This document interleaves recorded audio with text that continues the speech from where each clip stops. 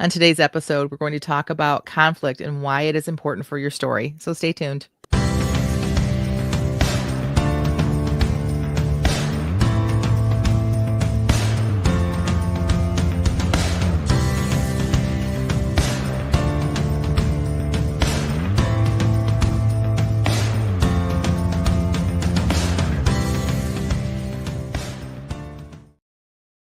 Welcome to the Christian Indie Writers Podcast, where we inform, encourage, and support Christian indie authors on their journey to publication. I'm Jamie Hirschberger. I write short fiction under the pen name J.R. Nichols. I'm Jennifer Carl Tong, and I write historical Christian romance. I'm Christina Catane, and I write Christian fiction. Good morning to everyone who is able to tune in live, including Catherine Carroll and Jason Marsh, who are already in our chat. If you're ever able to catch us at 10 a.m. Eastern, we podcast live and would love to have you join our very active chat community. If you're not able to catch us live, we're still very happy to have you as part of our listening audience on any app or platform where you find your favorite podcasts. We hope to be one of them. And if that is the case, kindly spread the word so we can help more people with our mission of offering encouragement and support to the Christian indie author. We start every episode with a segment called What's Up? And we want to go around the virtual host table and check in to see what's up with our host and with our chat. Oh, good morning, Christy. She's also, and Sadie, probably listening in the background. What is up with you, Jen? Well, so I am currently broadcasting right now with the oldest working computer in our house. I thought you were going to say no to man. That's what I still... Technically, I still own the dinosaur. If you guys have been with us for a long time, you know the dinosaur was my original computer. But I didn't even try breaking that one out because of the noise that it makes and stuff. So I guess technically it works, but I think this one might even be older, honestly, because I bought this one used. But none of my other computers will work with StreamYard right now and with broadcasting. But this little old 2012 computer is doing it, so we'll see. But I apologize for last week. My computer just decided that it was done, I guess, and I tried resetting it this week, and as soon as I hit the reset and it said to save your files, I'm like, I probably should just back my files up. Were some on the desktop that I cared about, and I'm like, well, it says it'll save them. Well, it didn't save them. And so I have to take it to a computer shop and hopefully they can save them for me. I know it's stupid. I should have probably taken a computer shop to begin with, but I reset the whole computer back to factory, except for, it's Windows 11 and it still is a problem. So there's something wrong with my computer. So it's time for a new one. So long to Star Wars computer. You know what? I can show all these years. No one's known what we meant by the Star Wars computer, and I remember it's a thing of beauty. I remember us both looking at it. Like Jamie was with me, and it was on the what was it? What do they call that at Best Buy when open box? It was an open box, and we saw it, but didn't see it really up close, right? And I had bought an open box laptop and brought it back because it didn't work, and they can't just exchange it even. So they were trying to figure out how to help me, and after a long time, they came back. The guy went and talked to the manager. They came back. He's like, I don't know if you're gonna like this or not, but we have this laptop, and he brings it out, and it is this. For those of you, can you see this? Jen, you should just hang it on your wall. Don't ever throw it away. I'm not getting rid of it. So cool, yeah. It is a Yoga Lenovo. It is number 584 out of 4,000. It is a collectible computer. And he's like, I don't know if you're like this. For those of you listening, it is a Star Wars, beautiful glass cover. And inside I'm squealing like a fangirl. And outside I'm because it was more expensive than mine. So I had to put some more money out. And I'm like, gosh, that's a lot more money. And he's like, let me see what I can do. And he went and he knocked it inside. We're I'm screaming and Jamie's looking at me. We're both like, yes. And so they knocked it down even more. I had to put a little bit more money out, but this was a way better computer than what I had bought. And it was a Star Wars one. And it came with the pen to do like the drawing on it because this is like a flip and all the jazz. So I have loved this computer for years, but it has decided that it doesn't love me She's anymore. stroking it over I there. am. It's such Mhm.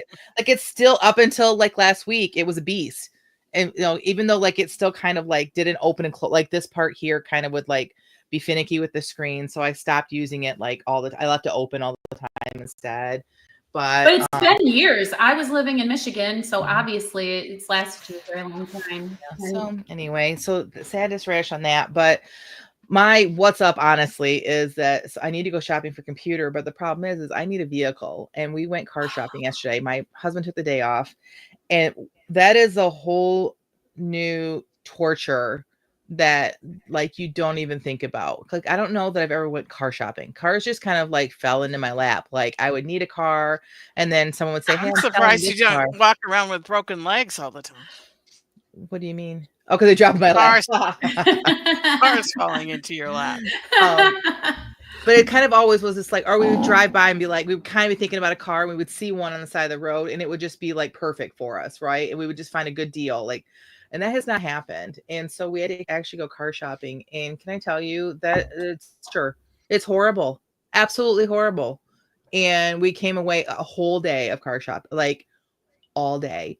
And we came home with nothing. And I'm just like, I'm just dead. Like, and probably gonna go back and buy the first car we saw. That's the other thing that's frustrating. It's like we should just like probably pull the trigger on that one. But we're actually looking to get a vehicle for my husband first, and then shop around for a car for me. But my dad, I can borrow his car whenever. But right now, my husband's borrowing his car because both of our vehicles went down. So just like, I need pray for me because I don't want to make a wrong purchase, right? I don't want to buy a lemon, and I don't want to spend too much, and I'm probably overthinking it. Me, never would I overthink something. Well, Jen, everybody goes through it. I just want you to know, because as somebody who has had to car shop, and in fact, as you were talking, I'm like, I should just connect you with my friend and maybe you could promise her like a $25 finder's fee, because she gets so obsessed with finding exactly the perfect thing. Like she would probably do an intake on you. Like, okay, what do you need? Do you need good mileage? Like she would probably be like, okay, so your choices are, and then she would go and look at like the reliability list. Like she's amazing. But anyway, as somebody who's had to do this, you end up just picking whatever you're going to pick. And then it's, you can't, you are just, because there's cars that end up in the shop all the time for no reason. And there's cars, you will get the outlier car from a very reliable, like just pick the one that seems right in the moment. And oh, well, you're rolling the dice no matter what. My aunt and uncle got a brand new car from the dealership and had horrible problems. I know, my friends too. I know. And see, that's why the first car we saw, this is why I think this is probably the one, because we want to buy almost a disposable car for my husband. He puts on so many miles a day. So like you could buy a nicer car and then to just rack up the miles, and then it's no longer worth what you pay. It's dumb. But to buy him like a little like Hyundai or like a Chevy Cruze, something that's really good on gas mileage, but like has no bells and whistles. This is what we need. But we just haven't found the right one. But we found one that has decent gas mileage, but it's a nicer and it's got low miles, really low miles, and it's a good price. But here's what I'm thinking. Like, get that car, drive it until we find him the right car. And then that car, I hope she's not listening, but that car became my daughter who's in college because she does not have a car. And it's a perfect car for a kid who's in college. Perfect. And so that's what I think we should probably do. And the more I talk about it, I'm like, I feel like I've just decided it. And she's coming home this weekend. So I just kind of like, I wouldn't let her take it home, but at least she could see it and be excited. But anyway, that's what I'm thinking. And my husband nowadays refuses to buy a used car unless he takes it somewhere and pays for them to do a complete inspection. And we I do. think it costs like $50 or something. So we went to, even if you just go to AutoZone or O'Reilly's, they have a thing that they hook up to it that will tell you immediately what the what it pings for, and that's what they'll do to a dealership or at a mechanic. Yeah. Like, and they'll look over the engine and stuff. And my husband can do all that stuff. So yeah, my husband can't. So yeah. So any used car, to pay somebody. Any used car you buy, there's going to be something. Right? Because cars just need maintenance. And so, yeah. Anyway. It's just a matter of, is this something you're willing to pay to fix? Or is it like an astronomical bill that's going to add to? And this one had like small things, but the radio didn't work. And my husband's like, no deal. And the guy's like, I'll fix the radio. And we looked it up and it's like $100 fix. Like we could replace the entire radio in this car for like $100 ourselves. Right. And so I'm like, try to get him down on price because of the radio, and let's just get it. So anyway. Catherine says some Star Wars fan will overpay for that someday. I'm that Star Wars fan. Like I am keeping this, like Jamie said, frame it. It's gonna be like on those, like I have a plate rack up there that I used to have a book on. Yeah, plate rack. Plate rack on my. Yeah, it's never leaving my. If you love the thing so much, you could probably have a whole new hard drive put in it. And just.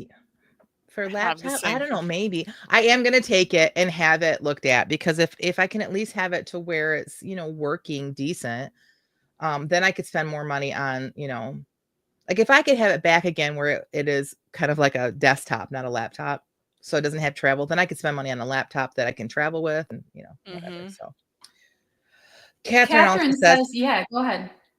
I'm sorry. What's up? I finally dictated 2 chapters the other day after a dry spell. Yay! She probably watched our episode where we had a therapist on. Oh, wait. She was the therapist. That was a great episode, guys. Yeah. It was weird to sit and listen and not be part of it, obviously. But yeah, great episode. Learned a lot. We appreciate Catherine for coming on. Yes. So what's up with you, Jamie? Okay, so I just want to sort of speak to anybody who's having a really, really hard time right now and tell you to mute me for the next few minutes, because I don't think this is anything I wanted to hear when I was in my darkest hour. Because there comes a point after you've spent enough time just being like, well, it is what it is, or God will just have to handle it, or I guess I have to just be a cookie on a tray in the oven, and it takes as however long it takes. And then eventually you get to where you're like, well, I guess if my only consolation has to be, it could be worse, you finally feel like you can explore gratitude without feeling like you are betraying the parts of you that are suffering. Oh, yeah. Because to praise God for the blessings that you have feels like you are telling the part of you that is still unhappy to go, suck an egg or kick rocks. And, but if you've decided that what you want is to suffer less, experience more joy, then it's safe, so to speak, to explore gratitude. And anyway, it feels like that's a corner that I've turned. And it was really interesting because I went and played pickleball. When was it? Wednesday night. And after I was done, I'm like, I think this is the thing those runners talked about, a runner's high, because I felt so euphoric. And then I went and bought a porterhouse steak. And so then I had like delicious food. And I was tempted to say, maybe life isn't so bad. And getting to that place is like not a betrayal of the parts of you that still have wounds. It's just, I think, a place where you are eventually okay to do that. Does that make any sense? So I just wanted to share that. That's my what's up. And one thing that I've been learning is that those parts that are still wounded, they need compassion. And sometimes they just need a little comfort and to be hugged and kissed and held. And if I've learned anything about mourning, it's that everyone mourns different, and there's no right or wrong, and you have to allow yourself and forgive yourself. It's what I've had to learn. Like, I don't have to be strong. It's okay for me to mourn. And you've lost a lot, Jamie. And so I just appreciate your transparency. And I've loved, how much we all love you, but I just loved like your strength, and to watch how you just have grown through this and still like trusting God and all of it, because it's hard. We see that and we appreciate you. So. And I appreciate you all. This has been an anchor in my storm. So thanks for still being here for me. You wouldn't have it any other way. Thanks. What's up with you, Tina? Before we move on, Sadie wants to know, how was your porch goof, Jamie? Oh, Sadie, he's so sad because I haven't given him any attention. Thanks for reminding me, because that St. Patrick's Day is coming up. I think he needs some new finery. And then I will have a fun new picture to share. Thanks, Sadie, for reminding me. Poor Kurt. Catherine says, yay for turning that corner, Jamie. Definitely not a betrayal. Life is just complicated. A little bit, yeah. A little bit. Well, my what's up has to follow those. My granddaughter is 2. She pooped in the potty. Yay! Twice. I'm so glad we ended with yours. This is a positive. And I wrote almost 5,000 words in my rewrite of my Wow! Congratulations! So, poop and writing. What a great week you've had. I've had a great week. Yeah, my daughter called me on FaceTime, and then we all went in the bathroom to go potty. We celebrate. That's so terrific. Wow. Yeah. Milestones. Mm-hmm. Yeah. That's one of those ones that's not bittersweet at all. It's all sweet. Right. Sure. She's so cute. She wants to just keep flushing the toilet. Oh gosh. And then her mom goes, do you have to go potty? Okay. Aww. She doesn't say yes. She says, okay. Well, what a wonderful transition to our topic of the day. Today, we're talking about conflict in our writing. And so that's interesting because the story of toilet training has sort of conflict in it, doesn't it? But anyway, I digress. We decided that this topic was so meaty and we have so much to say about it that we're going to have a follow-up episode next week. So you'll want to be sure to tune in, because today we're going to talk very much about the necessity of conflict, why you should have it. And then next week, we're going to talk about actionable ways to ensure you have enough conflict and how to implement our sage wisdom and advice. Can I just interrupt you for 2 seconds? Yes, please. Is next week the 7th or the 14th? The 7th. Oh, the 7th. I'm confused. The 14th, my book coach is coming on. Right. So that's our in next my book head, that was next week. So just ignore me. All right. Tina, we're muting you permanently. No, just kidding. Okay. So, so when we talk about conflict, we're not necessarily like talking about drawing swords or putting on boxing gloves and having our characters fight physically, right? Or are we? I mean, it could be. Could be. I mean, right. Mm-hmm. It definitely could be. But really, when we were discussing, Tina came up with a really great quote from somebody. Maybe did Brandon Sanderson say it's the space between what your character wants and the obstacles they have to overcome in order to get it? Was that a Brandon Sanderson quote? No, that was not Brandon Sanderson. That was another podcast that I was listening to. Okay. All right. But Brandon Sanderson said the purpose of plot is conflict. I love that. Like Sanderson quote. It makes me want to like physically chew gum or something and think about it, because I'm like, the purpose of plot. Right. Because if the king. Uh-oh. Now Tina's glitching for me. Is it me? Right. She's she's glitching for me too. I remember what she was saying though, was that like, if the king dies, then that's not really a story. Oh, the king died, the end. But it's what happens because of his death that becomes the plot. I think we got you back, Tina. Yeah, the conflict that it creates Right. because he And died and how it affects everybody. That's the plot. so is also like before how did the king die? Is that also Could like a be. plot? It depends Yeah, on the okay. story. Yeah.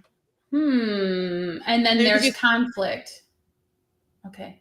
Right, because I mean, if I had just come in here today and talk, even like just in conversation, like making us laugh and our conversations that we have, if I had just come in here and said, I went car shopping yesterday, we didn't get a car. Okay. But no, I'm going to tell you like the torture that it was. And I'm going to tell you about like, I'm going to stroke my laptop and like, and how like how angst ridden I am. Right. Why is it my laptop important to me? Well, then we could go into that in the more depth, I guess, Yeah. I don't know. Like I telling a somehow story is one thing, but telling like the conflict of it is what makes people want to listen to it. And as I'm listening to you, Jen, I almost feel like this is a good primer for when you have to do small talk. Like Could you be, don't yeah. want to just say, I didn't buy a car. You want to actually talk about like anyway. All right, I digress. Yeah. So we have some reasons that the plot is important and why you should have it in your story. And the first point we have for you is that conflict creates tension and stakes. Yes. Yeah, because without it, your story is so flat. And I know we've talked about this in the past that if you're reading a story and it just feels boring to you, it's probably because there isn't enough conflict, right? It's some people like we had an episode like hurt your characters, right? Because we used to tease Rhonda because she never wanted to hurt her characters, but you have to hurt your characters. Otherwise, who cares that like, Sally Sue got a new pair of shoes and went to church and everybody got along and nobody ever had any problems with each other and they had dinner together and they went to bed that night and that was the end of their day, the end. No one cares about that because first of all, it's not realistic, right? And how are you going to write a mystery with no mystery? Right. Exactly. And I really like what Jason Marsh said. He said, I have that in my book. The king dies and the nation fails and the prince now has to bring the kingdom back together to help save his people. Sorry, my bifocals. I read that wrong. I think that's so interesting because I remember when I would be watching children's television programming, and the reason I think that adults can't stand it is because they try very hard to make those programs conflict free if possible, right? Because they're not trying to traumatize the children. Except I remember for Disney. Right. Disney kills off all the parents. So. My kids would be watching like Diego, and I remember it'd be like falcons are afraid of the main wolf, or these animals don't like each other, and they would not be like, because this animal is a predator and will like munch this animal. And so that's why I think we find that children's programming can be boring, right? Because it's lacking the conflict that we're used to for good story. Wouldn't you say? Right. Christy also says, I think we have more respect for people who have something to overcome. Oh, wow. I would agree. Yeah, that's a good one. But yeah, really good. Yeah. And then, so like the conflict, the tension, the stakes is important because like the books that have the more tension and the higher the stakes, the more compelling the story. You think about Lord of the Rings, it could have been a camping story. They all go off at, and take a little trip into the woods, but no, like it has held the test of time because of the tension that there is, the stakes, what's at stake if the ring does not get destroyed, right? If what is going to happen, so in a romance, what are the stakes if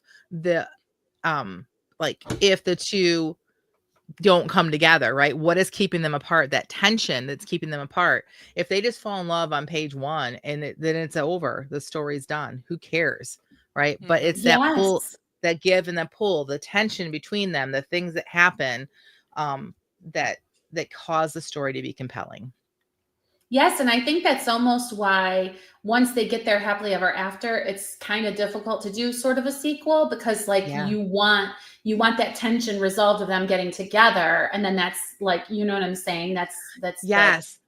And I have a great example of this. You just popped into my head. So it's a romance, but Karen Kingsbury and A Time to Dance It is a novel about a couple that is having marital problems and they're on the verge of divorce. It's a beautiful novel. I'm not gonna, well, I won't give it away, but it's a romance, so you know what's going to happen in the end, right? Okay, so I don't want to give anything away. Book 2, so they're together, but something tragic happens to one of them, and they have to work through that together and hold their marriage together through that other tragedy. They can't just have marital problems again, right? Because you've already covered that in the first book. But it's only a 2-book series. And here's why I think that, now that you said that, is like, it would be very difficult to keep writing a marriage romance over and over again. Things have to keep happening to these people. And it's possible, but it's, I just think, more difficult. And so I've said this in the past, like that is one of my big goals, is to write a romance with a married couple, to show that there is still romance there. I do believe that you can still have romance in your marriage.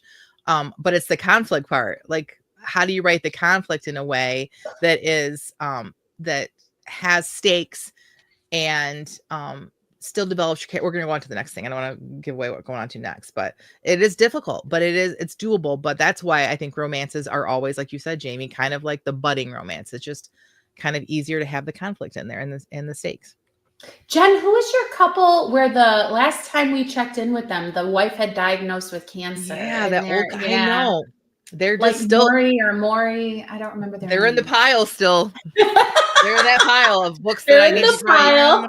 They call a slush pile. Like, it's still there. I know. I love that couple. Do writers have a name for their pile? Like, can we coin something? What do we call it? I like what the is pile. A slush pile? Really. There is some slush piles when readers, like agents, are going through submitted manuscripts. They have a slush pile. Oh yeah, no, I don't want.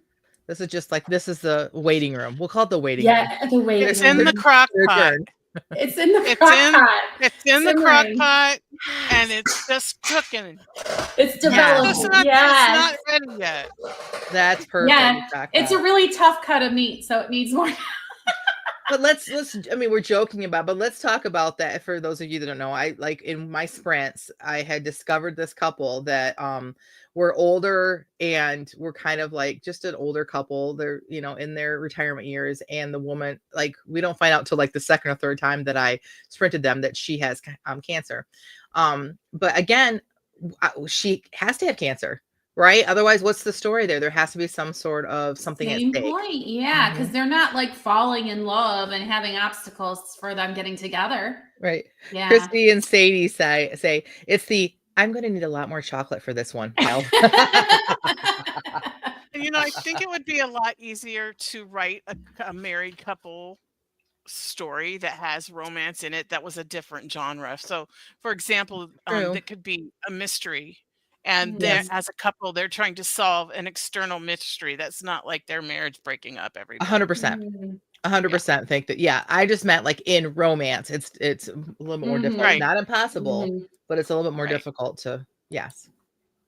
Okay, and you were kind of hinting around that our second point of why you should have conflict is because conflict will develop your character, right? Yes. Like, I've often said, if you don't know your characters well enough, stick them in a sprint and have them talk to each other and see what comes out, right? Right. I mean, have them fight with each other. Frodo is not the same person at the end of the book as he is at the beginning. He's just not. He's a totally different person. Bilbo, same thing. Lizzie Bennet and Mr. Darcy are not the same people they were at the beginning of the novel. Right. And like, there's conflict. There's a lot of conflict between those two. So it doesn't matter what the genre is. Like, conflict will develop your character. And that's because when they face conflict, they have a choice. Yes. And each of those choices that they make is going to reveal something about them and make them seem more real to the reader, and also bring them alive to you as a writer. You might be really surprised that they react that way to that piece of conflict, and you never would have known if you wouldn't have presented them with this obstacle to overcome, right? And those obstacles change them. But no matter what choice they make, it changes them. And so then that creates the character arc. The change that they go through as they face the rising obstacles throughout the story. Yes. How do you have a character arc? How do you have a character start here and change here if you don't have some sort of conflict? Because the conflict shows their weakness. You have to have a conflict to bring out, like, say someone's having anger issues, and by the end of the book, you want them to have like really dealt with it through therapy or something. Like they learn to how to like handle the anger. How are they going to show their anger if there isn't some sort of conflict that brings that out? If their weakness is lying, or their weakness is that they don't have any self-esteem, how are you going to see that? Conflict brings out the weakness that you can expose, that way you can start your character arc. And then, for Mhm, example, in the book I'm writing right now, how do I get my character from mustard seed faith to unshakable faith? Yes. So And I she's gonna I have to throw some earthquakes and volcanoes and yeah. bad guys and demons and all of the things at her, so she has something to need faith for, Yep. so that her faith can grow. Agreed. Wow, I'm feeling preached at, because this feels like our lives as human beings as well, right? And, you know, our kind of closing point to this conflict develops characters is that these kinds of journeys are especially powerful if you write Christian fiction, because faith and morality play a role in your character arc. So Tina is very, you know, that's obviously her theme, like straight in your face. But if you are writing other characters and you want to interweave faith into it, that's going to, without the conflict, you can't really demonstrate that surrender, that faith, that reliance on God to see you through, or however you want to look at it, right? Which is why the Bible says, count it all joy when you face trials of many kinds, because it produces character and perseverance.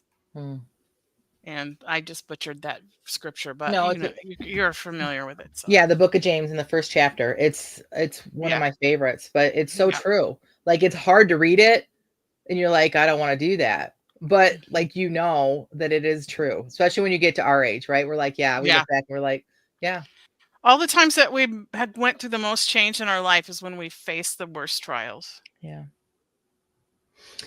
Yeah, I still don't like that part right now. Anyway, point number 3, conflict drives the plot. Conflict forces characters to take action, right? Like your people would sit around and do nothing. How are you, dear? I'm fine, dear. You know, clock ticking, crickets chirping. Like, that's no good. That's no fun. Something needs to happen. And so a conflict will create turning points and plot twists. And so where are you going without conflict, right? Right. I mean, go ahead, Tina. Well, it creates rising action, and it also gives your characters agency, because they need to be able to make choices so that things aren't just happening to them. And it goes right back to what we were saying about character too, because like the character arc. So yes, it develops the character, but the characters are developed because of what is happening in the plot. Like the tension happens, the conflict happens, and how they react to it is where you start moving forward with your plot. You guys, this is a very exciting episode for me. You've all come up with some great things for each of these points that are just making me really think. It's like having 2 therapy sessions in a row, 2 therapy episodes in a row. I know.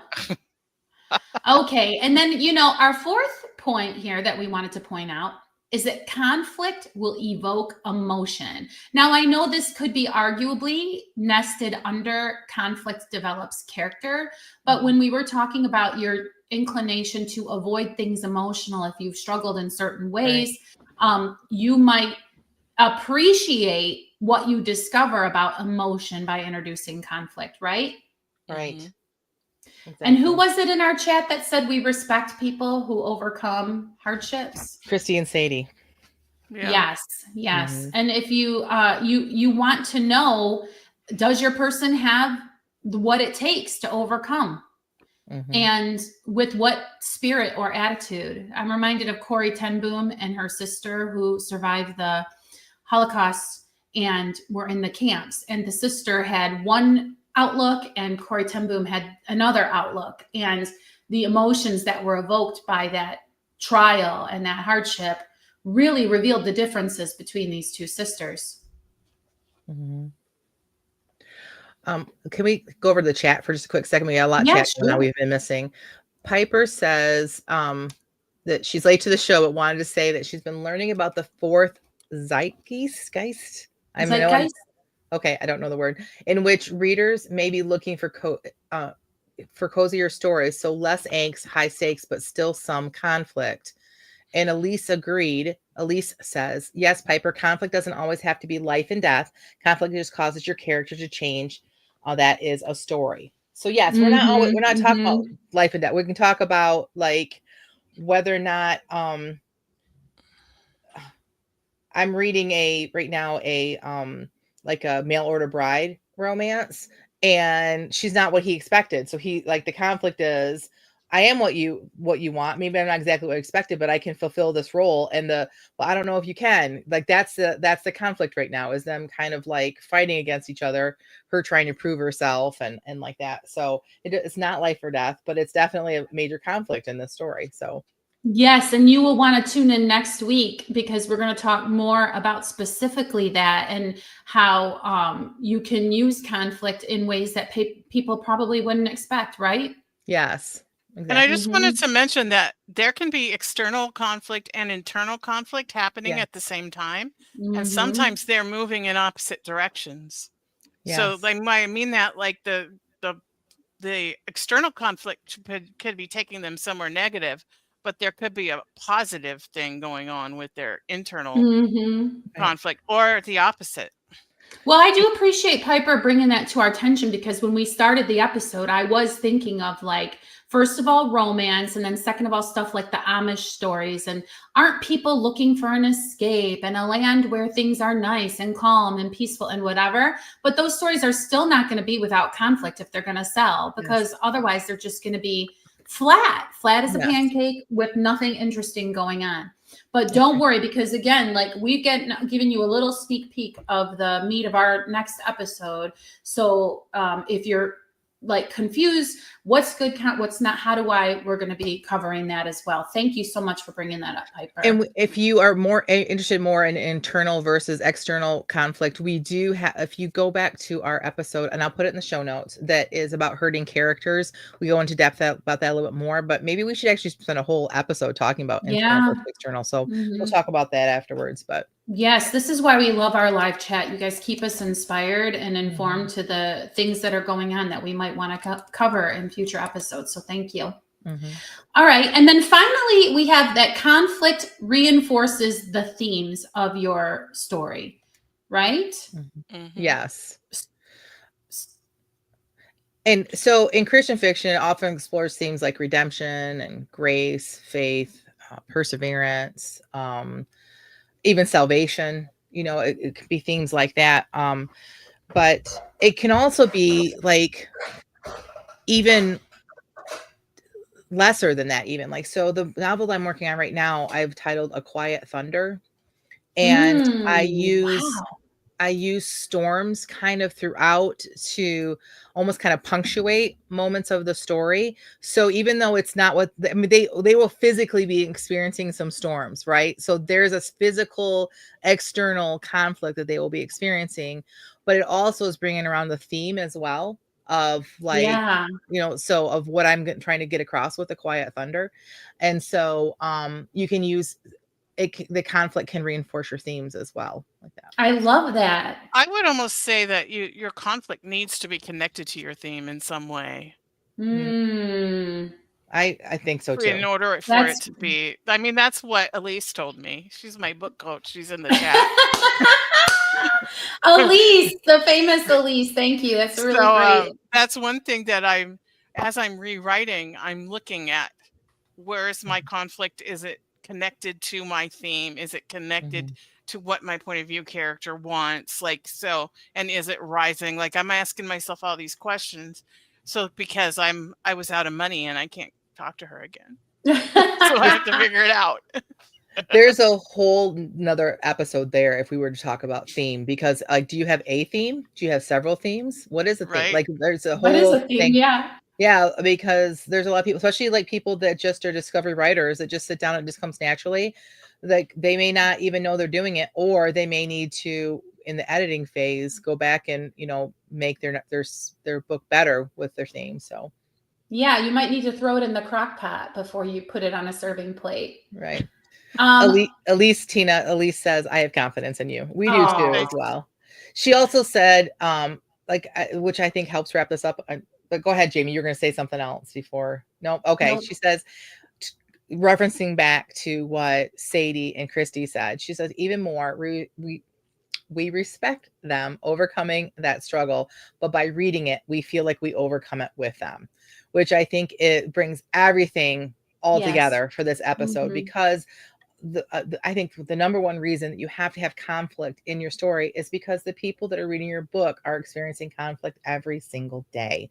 Like, that is reality. And you want to create a story and characters that, yes, we can escape into, but that are realistic enough that we can see ourselves in them and that we can draw inspiration from them, especially if you write Christian fiction. Like, I don't put out a single novel that I don't have a higher calling for, that I hope that people aren't able to gain something from the scripture and that from what the Lord is teaching me in the novel, and that hopefully they're getting from that. So makes it right there, just sums up why you need to have conflict, I think. I think so too. And character is king. And I think when people want to bring things to the screen, it's because they want to see their favorite character come to life, not necessarily just those obstacles done with CGI. They want to see their character that is their hero come to life so they can look at them with their eyeballs. So very good. Thank you.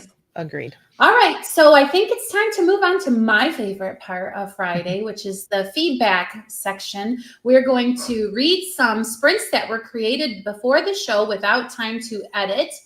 And they were all written to a theme, which this week was 5 random words. If you would like to participate, please drop your sprint in the chat in the Facebook group, because we would love to read it. And Jen, I always pick on you to go first. So can you tell us what the yeah. Yes, I will tell you the sprint. We did 5 words. I also will tell you all that I got trapped in a rabbit hole of research, which you're not supposed to do. We are not supposed to go research something. But I thought, really quick, like, when were post hole diggers created? Like, who invented them? In case anybody else is wondering, several people claim that they invented them, but I did find one that was invented right around the time of the Civil War and afterwards. And I actually found an article that says the post auger that built the West. And I was like, that's what I'm looking for. So, but that took like 4 or 5 minutes. Like, I didn't even realize I had gone down the rabbit hole. And this is of your precious 15, Jen. My precious 15. And which is why I think sometimes I struggle to get with the writing, because I'm too busy looking at stupid stuff like augers that, are going to be only referenced. I'm not like going into detail in this. You guys are going to crack up laughing when I finish reading this, when you see like how little it affected the writing. Okay. All right. I didn't even use a single word. I just realized. Don't worry, I didn't either, so we're good.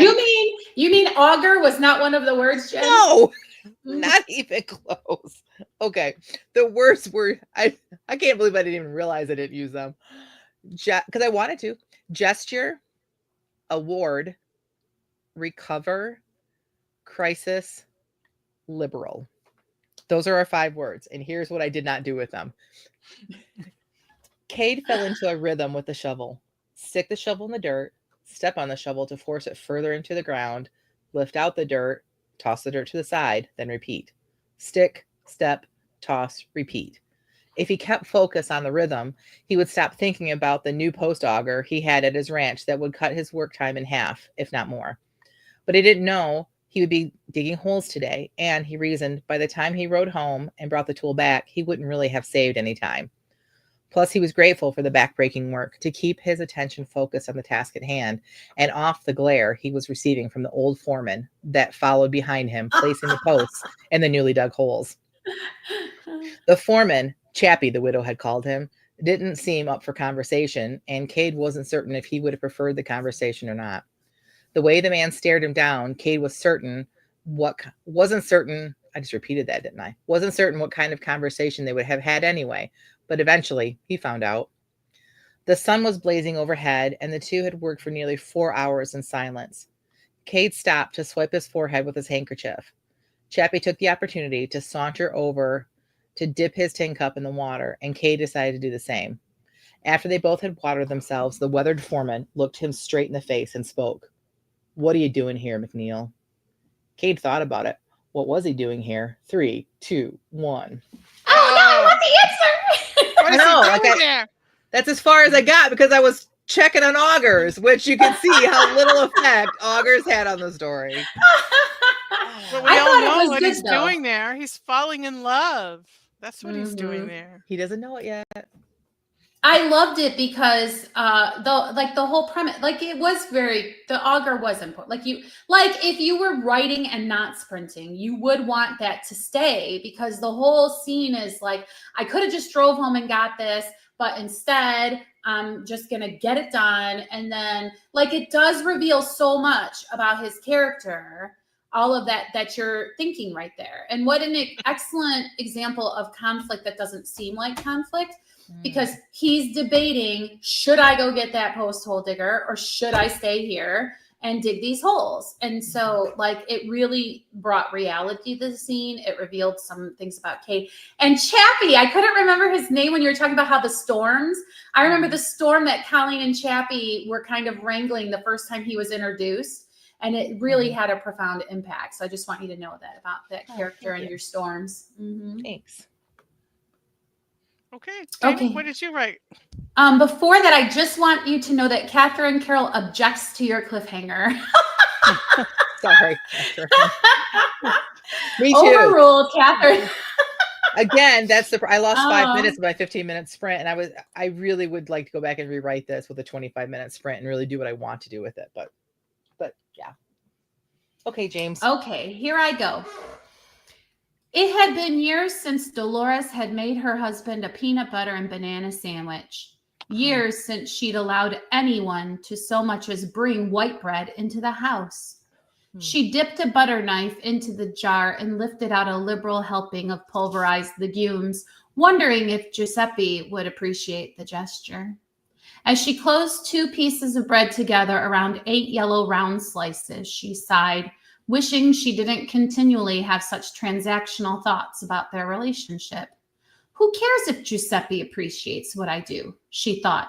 I should do it just because I want to, not because I'll be appreciated. She stood, pancake turner in hand, staring at the butter that bubbled at the edges of the sandwich, so lost in thought that she almost let it get too dark on one side. But she flipped it in time. Crisis averted, she muttered, and pressed down on the sandwich with the turner, relishing the strengthening of the sizzling sound as she did. He came into the room then. Something smells good. Peanut butter and banana, she said, gesturing toward the sandwich. Oh, I'm making it for you. Oh. She couldn't continue to look at him. The struggle he was having, trying to determine how to react, was painfully clear. She didn't want to cry, but her eyes filled with hot tears in spite of her best effort. She coughed to have an excuse to bring her hand to her mouth and reach for a paper towel. Could you open a window, Gooey? I think I breathed in some smoke or something. He started moving at mention of the window, but stopped a minute, probably stunned to hear her use her pet name for him, something that stopped long before the sandwiches had. Sure thing. He left the room then, and she was glad. He would not be there to witness the tears that refused to stop welling and falling. Could their marriage ever recover? Could little gestures like pet names and special treats do anything to save what they once had, what she longed to have again? She did not know. It's done, she called, plating the sandwich. She put it on the table and went to the fridge for the jug of milk. He reappeared, wearing his newsboy cap and carrying an overnight bag. It's not going to work, Dolores. What do you mean? I just made you a sandwich. Now look, I ain't saying that wasn't nice of you and all. So what are you saying? He was quiet for a minute, chewing the edge of his mustache the way he always did when he was trying to figure out how to put the words together. Look, when I came in here and saw you making that sandwich, I thought it was for you. And you know what? I didn't even care. I didn't even care, Dolores. She realized she was still holding the pancake turner. She turned to slip it into the sink. And then you said it was for me. And then you called me gooey, and I just knew that none of it, nothing that you try or that I try or that anyone tells us to try is ever going to be able to get us back to good. Oh, and then the Jamie. timer went off. Oh gosh. Okay. So I have to go back and to give you my kind of like what was happening to me as you're reading it. Grilled peanut butter and banana sandwiches. Never thought about that. Like that just sounds so delicious. So like It is. your writing was so good that I was like there in the kitchen, like wanting a sandwich. I'm thinking I might try that today. Like, do I have bananas? I don't know. I could smell the butter. Yes. Yes, the butter, and I could see the pan, and like exactly what you were saying, which I know is not what the point of your writing was today, but it had me so into your story that when you got to the point, I was just like, "What?" I was there with her. I was like, "What are you doing? What do you mean that we can't work this stuff out?" Like I was just like, "Oh, so well written. The characters were like so real to me, and I love it." So Thank you. And Appreciate great that. conflict. yes. Thank you. And Yeah. Catherine has another objection, but she Yes. didn't say what it was Just- exactly. In general, it's a generalized objection. just everything. And Jason says those are so good. Thank you, Jason. And Elise has a broken heart for us. Yeah. So well done. Like he feels like they feel like real characters to me. And yeah. I appreciate that. So I have another response like to her, but also to some of the things that you shared today too, Jamie. I follow somebody on Instagram that for keto stuff, right? But for the surface it looked like she had this great Christian marriage, and then recently it has like basically he just walked out. Like there's just been really hard, like it's just a lot. But it's taken her months, but she's got to the point where she has realized like that you can pray for something and you want God to resurrect something or to save something, but sometimes God has a rescue mission where he is getting you out of the situation, And so that's what I was thinking as you're reading your story, that like maybe God had, this is his rescue mission for this woman. We don't know the whole story or whatever. And like sometimes like, and I don't want to put that on what you're going through, but there is a bit of it that was a rescue mission, that all the hard things you went through, God was pulling you out and saving you from something that you couldn't get out of yourself, if that makes sense. And so every day, I wasn't leaving. Right. So doesn't make it easier, but someday, hopefully, it will make it easier. But yeah, and honestly, I don't want to give the audience the wrong idea. I'm perfectly happy with my divorced single status. right. All right, so it's other areas, but I am going to have to jet out of here, Tina, probably before you're finished reading your story. Okay. But I want to thank everybody for allowing me to continue to be around, and we'll check in next time. But I'm going to stay as long as I can, Tina. Okay. All right, what'd you write? I also did not use any of the words. And I also got caught. I could not think of any Russian boys' names, and I had to go look them up. So if you're wondering why some of these people don't have names, that's why. Okay. So this is like a background. I decided not to write in my work in progress, but I decided to write a background on one of my characters. Oh, good. The sound of the river in the background lulled Taslina, and her eyes fell closed. She sat up, forced them open. She couldn't fall asleep here. It was too cold, and would only get colder as the sun dipped toward the mountaintops. Taslina snuck back toward the cabin, stepping forward slowly, then placing her next step in the one she'd just taken. Silence was crucial. Her brothers were in the shed, tucked down in the old straw and covered in an old horse blanket. But when Taslina tried to join them, they sneered at her, threatening to kick and punch her if she didn't get lost. They were miniature versions of their father, and girls were less than worthless in their eyes. A twig snapped under her foot, and she froze, listening for any hint she'd been found out. Her father's voice rang out as the cabin door flew open. "Stupid cow," he shouted. "This place better be cleaned up before I get back." Then he headed off down the path, staggering as he went, a half-empty bottle in his hand, sloshing against his leg. He stopped, swayed a bit, then lifted the bottle to his lips. He tilted his head back with the bottle, stumbling back several steps, then continuing down the path.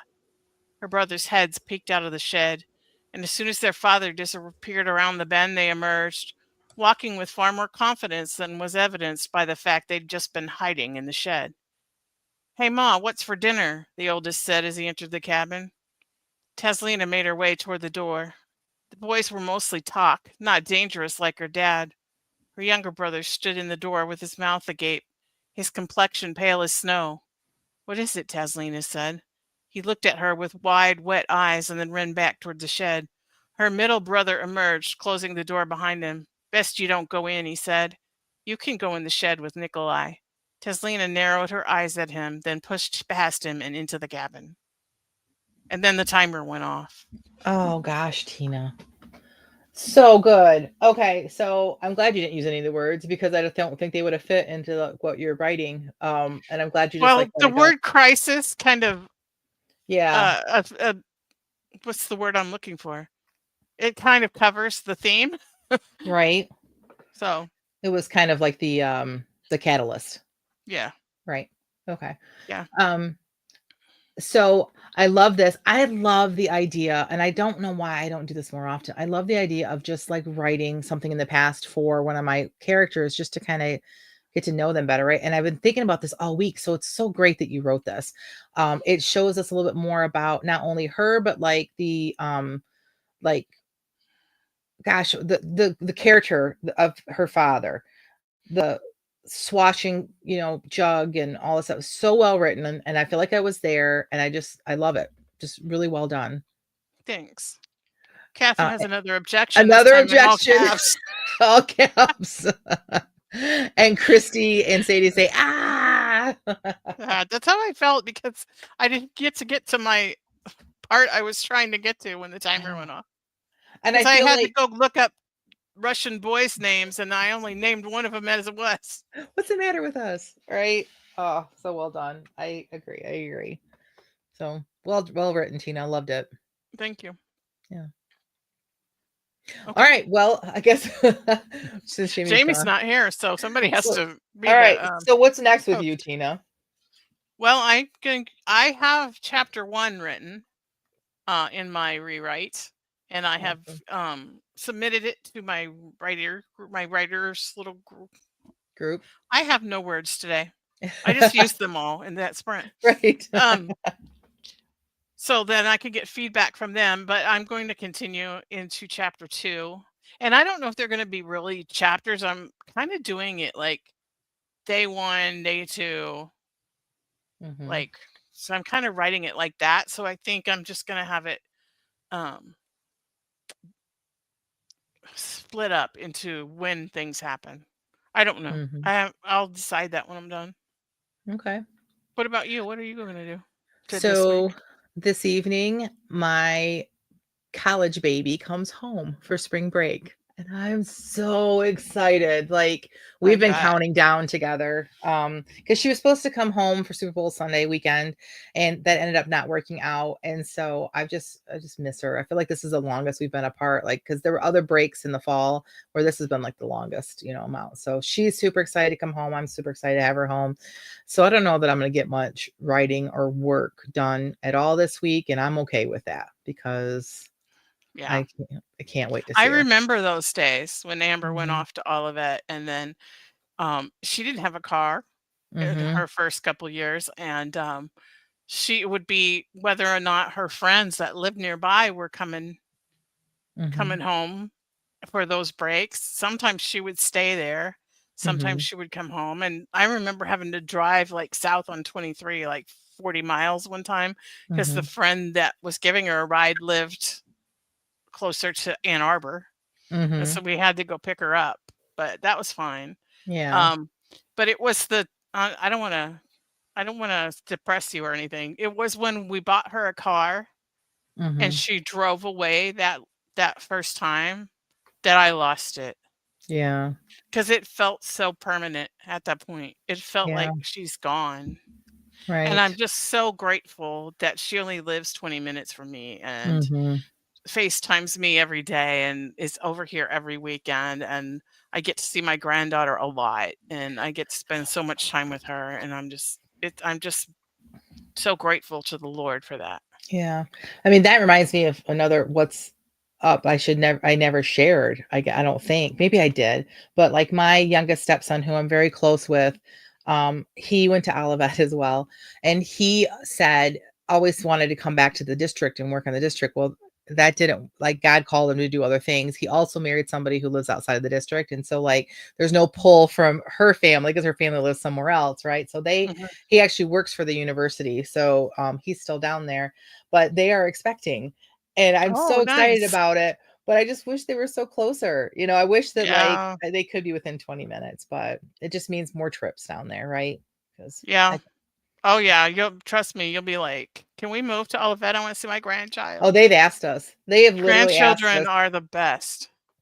Spencer said that he would help his dad find a job down there. I'm like, honey, like that sounds great, except that our life is here, but Yeah. they would love us to move down there. Like I would love to be the grandma next door. I've always wanted that. So Yeah. Yeah. right.